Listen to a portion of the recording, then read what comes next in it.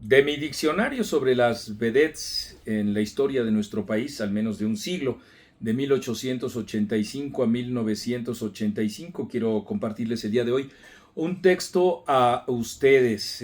Sabrán de inmediato a quién me refiero y como es un texto largo, sin más preámbulos, lo comparto con ustedes. Espero que les guste. Dice: Verónica Castro es la imagen más destacada de la televisión mexicana del último tercio del siglo XX y la artista más polifacética. Es la Mimi Derba, Celia Montalbán y María Conesa, no exagero, que descollaron durante el primer tercio de la misma centuria, o lo que fueron las rumberas Ninón Sevilla, Amalia Aguilar y María Antonieta Pons en las siguientes dos décadas. También es el culmen de los cambios de formas y escenarios que supuso la industria del entretenimiento en ese periplo, desde las tarimas de las carpas y los teatros, pasando por su expansión en la radio y el cine hasta los centros nocturnos, donde resplandecieron exóticas y vedettes y desde ahí saltaron a la tarima televisiva. Así como en los años 20 la industria fílmica abrevó de las tiplés e incluso Lupe Vélez fue emblema de Hollywood, la televisión hizo lo mismo desde los 50 de aquellos campos del espectáculo, incluyendo el cine.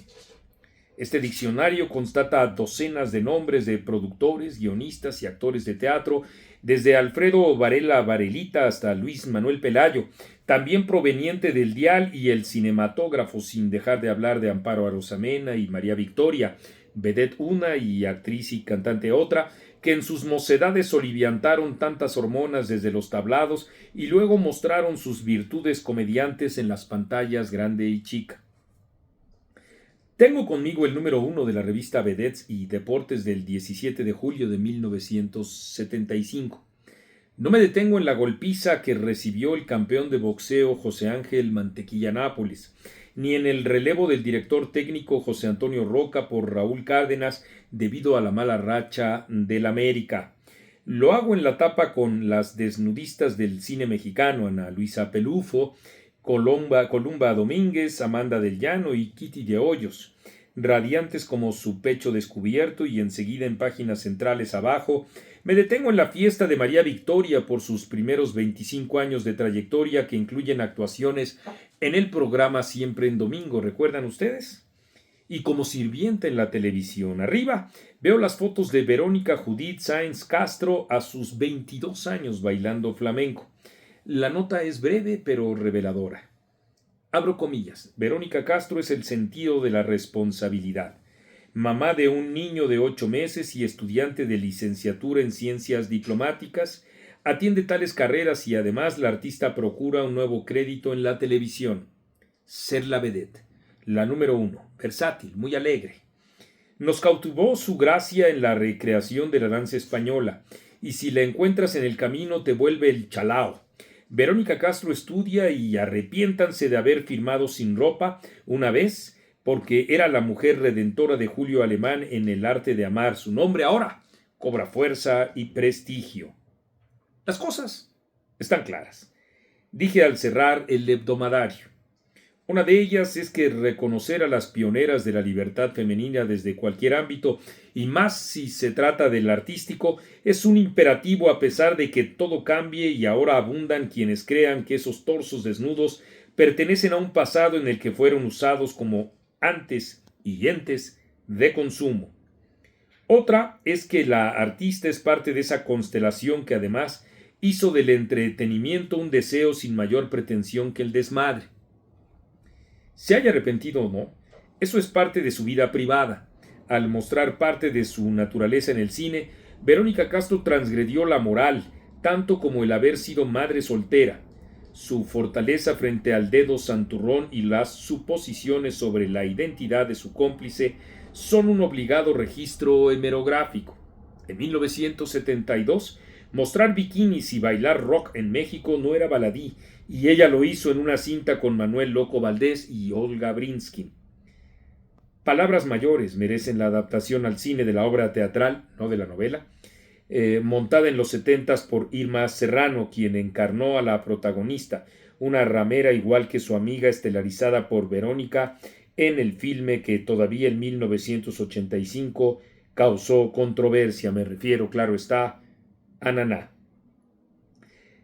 Pero esto no implica que Vero militara o que tuviera un referente ideológico o poseyera una inteligencia deslumbrante, así como la actriz francesa de cine y teatro Sarah Bargett, quien fue reverenciada por Victor Hugo, aclamada por Mark Twain y fuente de inspiración de Wilde, quien le llamó la incomparable. No, nada de eso. Verónica Castro cultivó un jardín peculiar. Es tan vasto que reseñarlo aquí no sería siquiera el pétalo de una rosa, a veces blanca y otras salvaje.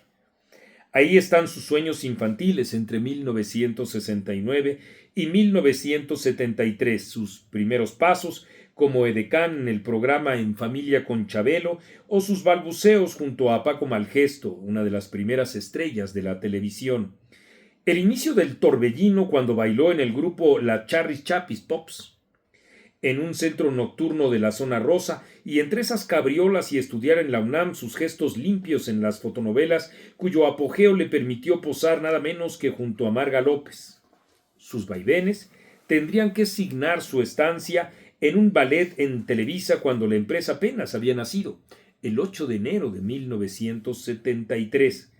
Pero lo que sí puede decirse es que si una vedette se define como una hermosura que baila, canta y actúa, Verónica Castro fue una vedette, y decirlo es tan legítimo como afirmar que Adelita Trujillo, en los años 30, fue una vedette, aunque sus mayores dotes no fueron el canto y el baile, sino la irreverencia de su actitud y la gracia de sus movimientos. Y lo escribo en este instante, antes de registrar que el principal escaparate de la Chapis fue el televisor, porque a una vedette no la definen las tablas o el set, sino sus cualidades artísticas. Verónica Castro no fue una de las vedettes más sobresalientes, eso sí, y no lo fue porque no quiso. Cantó sin ser un ruiseñor, tuvo la osadía de acompañar a los Castro, un grupo mediocre pero con cierta fama, y además hizo dueto con la prodigiosa, ella sí, Manuela Torres. Bailó y actuó y desde 1972 lo hizo en telenovelas sin sospechar que en ese género tendría gran auge.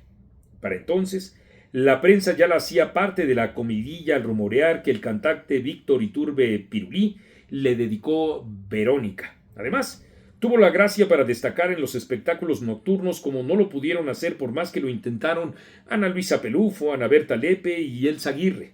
Es decir, no fue una gran vedette porque finalmente fue todoterreno, modelo, en esas lides fue rostro del Heraldo de México, presentadora de televisión y actriz de cine, entre otras labores, además del teatro y la radio. La canción, por cierto, ¿se acuerdan? Yo quisiera, señor locutor, lanzada en 1978, no es un soundtrack de la época, pero sí es indispensable para el recuento de su versatilidad. Hay personajes que son producto de la televisión. Muchos fueron artificiales y otros degradaron sus características al llegar a ese medio. Cantinflas es el gran ejemplo. Otro es Verónica, es María Victoria.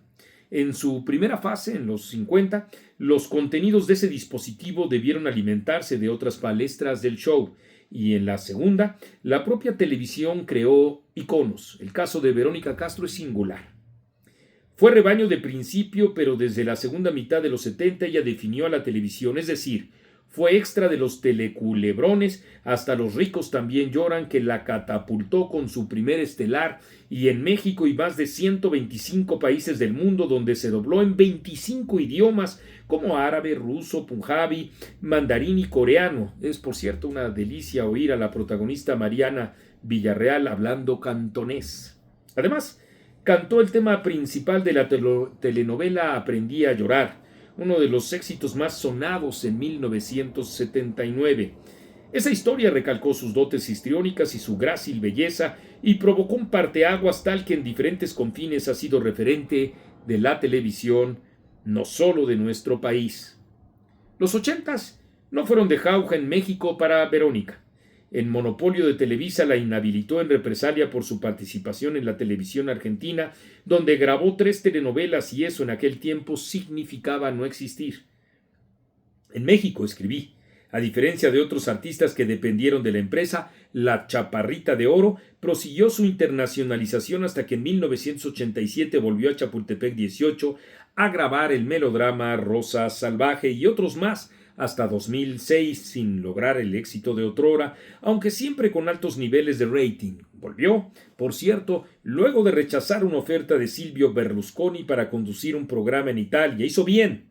Estaba muy cerca Verónica Castro de otra faceta que la encumbraría. Ustedes la conocen, saben cuál es aquí en este texto, que se encuentra en el portal de la revista, etcétera. Recordarán Noche a Noche, Mala Noche y La Movida. ¿La Movida sí les gusta?